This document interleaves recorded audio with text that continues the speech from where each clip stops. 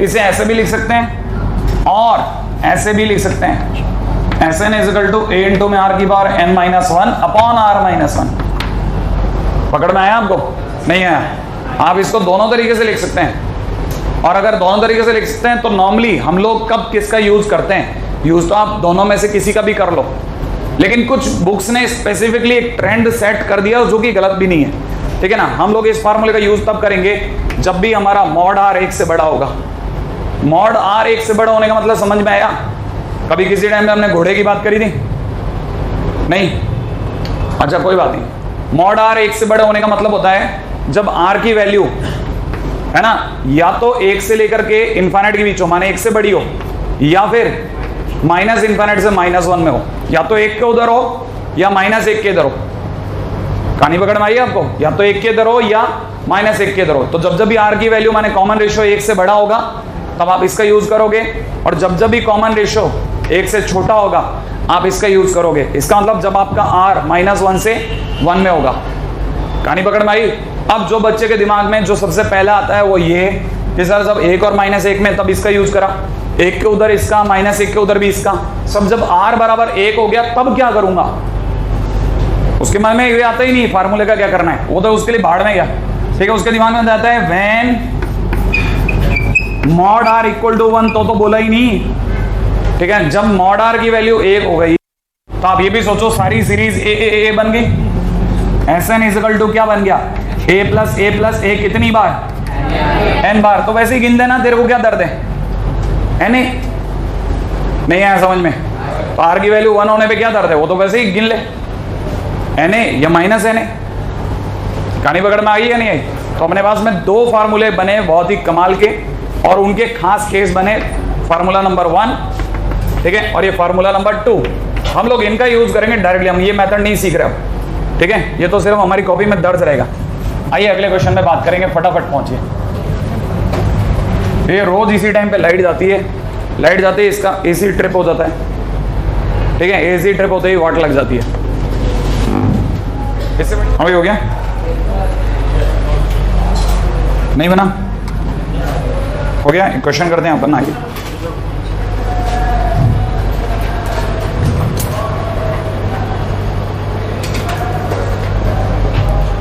करिए फटाफट। पहले आपसे एक नॉर्मल लेवल का क्वेश्चन हो जाए, फिर उसके बाद में अपन थोड़ा अपग्रेडेड लेवल पे चलेंगे, ठीक है।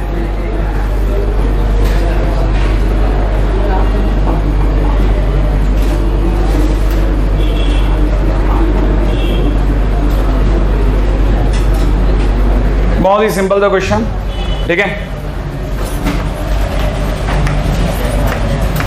सम ऑफ n टर्म्स के लिए पहला क्वेश्चन सुनिएगा, ठीक है। आपको मेरे को सम बताना है 1 + 1/2 + 1/4 + 1/8 अप टू n टर्म्स। करिए फटाफट से इसको शुरू कीजिए, ठीक है ना। सेकंड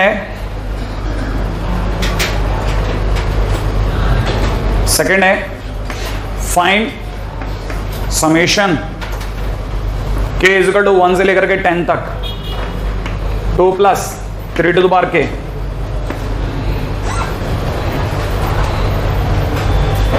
करिए।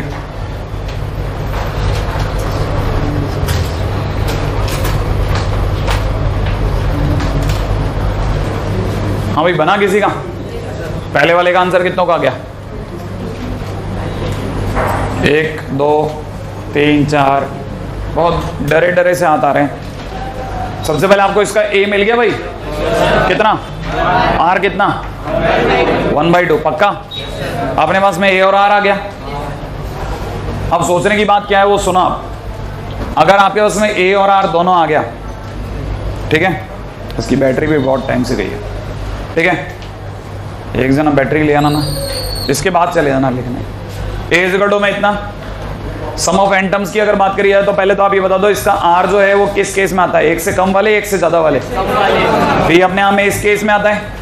अगर इस केस में आता है तो फार्मूला वैसे तो वो लगना चाहिए, वैसे मेरे हिसाब से तो कुछ भी लगा दो, ठीक है ना। आपको n टर्म्स निकालना है, Sn equal to a into 1 - 1/2 की होल पावर n लगा दूं, अपॉन में कितना? 1 - 1/2। सही है? क्या बचा? क्वेश्चन खत्म हो गया साहब। अगर ध्यान से देखोगे तो इट इज 2 टाइम्स 1 माइनस 1/2 की पावर n, डन। इससे तो कुछ नहीं है इसमें। आ गया आंसर?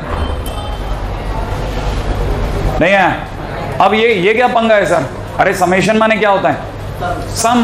कितने टर्म्स का? 10। तो देखिए साहब, इसके दो टुकड़े करो, समेशन ऑफ 2, समेशन ऑफ 3 की पावर k की वैल्यू 1 से लेकर के 10 तक। यहां पर भी k की वैल्यू 1 से लेकर के 10 तक। सुनो, 2 तो कांस्टेंट बाहर चला गया, समेशन में कौन फंस गया? 1 नहीं आया। अरे ये 2 तो कांस्टेंट है ना, बाहर चला गया, समेशन में कौन रह गया? 1, और वो भी कहां से कहां तक? 10 तक। तब तक इसकी बात करते हैं। इसको जिसको खोलना आता है वो मेरे साथ खोलिए। k की वैल्यू एक एक करके बढ़ाओ, 3 की पावर k, 3 की पावर 2, 3 की पावर 3, ऐसे बढ़ते बढ़ते कहां तक? 3 की पावर 10 तक। जल्दी बोलो, इसका a कौन? r कौन?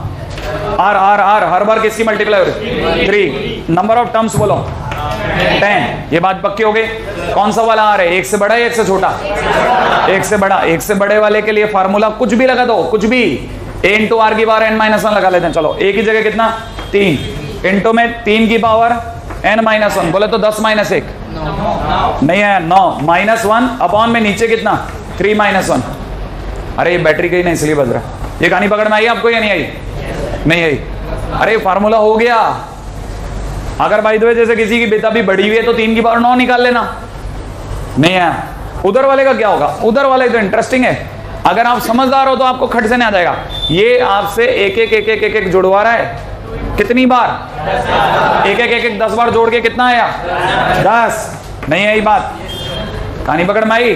अरे क्या बकवास चीज जुड़वा है, एक 10 बार। यहां कुछ रह गया? आर की पावर n, सही है। आर की पावर 10 नहीं है। अरे आर की पावर n है ना, फार्मूला में n-1 कर गया। ठीक है, तो आंसर आ गया। क्वेश्चन खत्म। 20 प्लस साफ सुथरा लिखने का अलग नंबर है। इसको कितना लिखना है? 3/2 इंटू 3 की पावर 10 - 1। क्वेश्चन खत्म। कर लोगे आगे? अगले बात जाते हैं। ठीक है, अगले टाइटल पे आओ। ये तो हुआ सम ऑफ n टर्म्स। ठीक है, आगे जाकर के आपको एक बढ़िया बात पता चलेगी जब आप लिमिट कर रहे होगे। ठीक है ना, तब आपको पता लगेगा। हमारे पास एक और टाइटल भी आएगा, that is sum of infinite terms of GP. देखिए साहब, एक बड़ी छोटी सी बात बताता हूं। इस पूरी कहानी में जो भी चलता है वो सिर्फ यही चलता है कि अगर r की वैल्यू 1 से कम हो देन एस इनफाइनाइट, बोले तो इनफाइनाइट टर्म्स का सम का फार्मूला होता है a/1 - r। ठीक है ना भाई? इसके अंदर r का 1 से कम होना जरूरी है, क्योंकि अगर r 1 से कम नहीं हुआ तो हर अगली टर्म पिछली टर्म से बढ़ के आएगी। नहीं आया समझ में? अगर अगली टर्म बढ़ के आएगी तो सोचो इनफाइनाइट तक जाते तो फिर सम करने की जरूरत ही क्या है? इनफाइनाइट ही हो गया। अरे इनफाइनाइट तक जाते बढ़ते बढ़ते वो खुद ही इनफाइनाइट हो गया, आखिरी टर्म। सही है। मजा तो तब है जब धीरे धीरे सीरीज कम हो रही हो, तब तो हम बताएं भी कि इसका आंसर क्या हो सकता है। नहीं है आपको मेरी कहानी पकड़ में? लॉजिक पकड़ में आ गया? तो इसमें हम लोग जिसके ऊपर बात करते हैं वो सिर्फ ये है, सिंपल फार्मूला। कहानी पकड़ में आई? SN = S infinite. ये दिखने में कैसे दिखता है? कुछ नहीं, AR² से घटते इनफाइनाइट। यार तुम हमारे को भी सिखा दो, 1 मिनट सीख के आ जाओ यार। नहीं सीख लिया? नहीं बाहर है इसका खेल, ये बताता थोड़ी ना किसी को। ये कहानी पकड़ में आ गई आपको? ठीक है ना। अब मेरे को आप फटाफट से एक इनफाइनाइट सीरीज का सम बताओ। आप क्वेश्चन कर दोगे? आप क्वेश्चन है आप ही के लेवल का है, 1/3, 1/9, 1/27 डैश इनफाइनाइट। करो।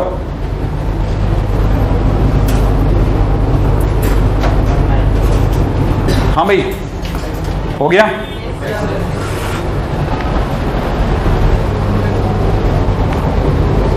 नहीं बना? बन गया क्या? ए कितना लिया ये बताओ आप तो। अच्छा दूसरा बताओ, आर कितना लिया? 1/3। क्या इस आर पर फार्मूला काम कर जाएगा? सोच के बोलना। A = 1/3 और आर की वैल्यू भी 1/3 है। 1/3 पर ये फार्मूला काम करेगा? कैसे पता? ये तभी काम करता है जब वो 1 से छोटा हो, तो मस्त काम करेगा साहब। नहीं आया तो फार्मूला कितना होगा? 1/3 अपॉन में नीचे कितना? 1 - 1/3। बोले तो कितना आ गया? 1/2। क्या ये कहानी पकड़ में आ गई? तो इसकी वैल्यू आ गई 1/2। यहां तक में कोई प्रॉब्लम? अगले पे आ जाओ। ठीक है, क्वेश्चन के अंदर देखिएगा, if sum of infinite GP is 5, ठीक है ना, and first term is x, first option है then x belongs to 0 to 5, second option है x belongs to 0 to 10, third option है x belongs to -5 to 5, and fourth option है x belongs to -10 to 10। हाँ भाई बताइए कौन से option पे भागें और क्यों?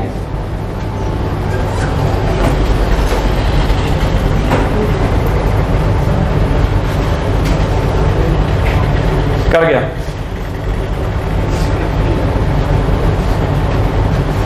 हाँ भाई क्या बोला? सम ऑफ इनफाइनाइट जीपी इज 5, इसका मतलब एक बात पक्की हो गई। क्या हो गई? R less than 1। आगे बोलो आप तो। अरे इसका मतलब क्या इस लाइन का? Sum of infinite GP is 5। अरे x upon 1 minus r is equal to 5 है। नहीं खोपड़ी में घुसी। अरे किसी के इनफाइनाइट जीपी का sum 5, x upon 1 minus r is equal to 5 है। अच्छा इसका सीधा मतलब x बराबर कितना? 5 माइनस 5r। और आप में से कुछ लोगों को ये याद भी होगा r के बारे में कुछ। क्या आपको पता है कि r की वैल्यू कहां से कहां में होती है? -1 से 1 में। सही है, तो कोई मेरे को बताएगा -5r की वैल्यू? यहाँ पे -5, यहाँ पे +5 और साइन ऑफ इनइक्वालिटी घूम गया क्योंकि नेगेटिव से मल्टीप्लाई करा है। अच्छा यहाँ -5 के आगे क्या जुड़ा हुआ है? +5, तो मैंने भी 5 ऐड करा दूं तो 5 - 5r करते इधर 0 और उधर 10। तो बताओ ये आपका कौन? x। अरे यही तो x है ना, तो x कहां से कहां में आया? 0 से 10, इसीलिए x belongs to 0 to 10। Option second. नहीं समझ में आया? कहानी पकड़ में आई? सम ऑफ इनफाइनाइट जीपी और इनफाइनाइट जीपी को लेकर के होने वाले छोटे छोटे चमत्कार। ठीक है, वन लास्ट। नहीं अभी मैं 7:20 के आसपास ही छोड़ूंगा। ठीक है, वैसे भी नीचे जाके आप आरती में लगोगे। If s is sum of infinite GP whose first term is a, then sum of first n terms